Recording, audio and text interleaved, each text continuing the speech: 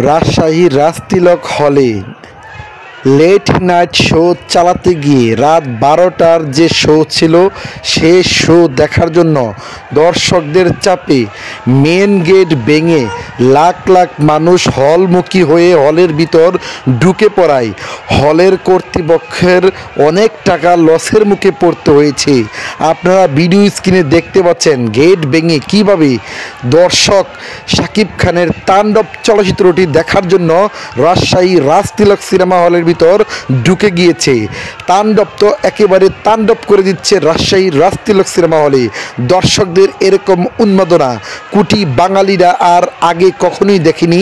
শাকিব খানের এই তাণ্ডব চলচ্চিত্র যা দেখাচ্ছে, এই চলচ্চিত্রের হাইপ যে ধরনের উঠেছে, মনে হচ্ছে এই চলচ্চিত্রটি 100 কোটি টাকার আয় করতে পারে।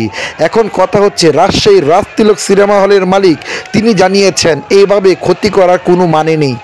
কারণ হচ্ছে আমাদের ইন্ডাস্ট্রি একেবারে ধ্বংসের দ্বারপ্রান্তে দাঁড়িয়ে রয়েছে, আর শাকিব খানের জন্য এখনও মানুষ সিনেমা দেখছে।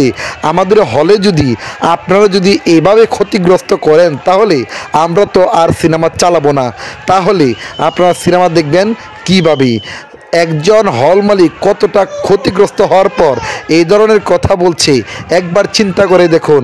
কোটি কোটি লাখ লাখ সাকিবিয়ানরা আজকের ভিডিওটি দেখবেন। সবার উদ্দেশ্যে বলতে চাই, রাজশাহী রাজতিলক সিনেমা হলের বর্তমান পরিস্থিতি দেখার পর আপনারা কি ভাবছেন? গভীর রাত্রে আজকের এই ভিডিও ফুটেজ সামাজিক যোগাযোগ মাধ্যমে ভাইরালে পরিণত হয়েছে, যা দেখে সাকিব ভক্তরা একেবারেই অবাক হয়ে গিয়েছে। সাকিব খানের তাণ্ডব একেবারে তাণ্ডব করে দিচ্ছে।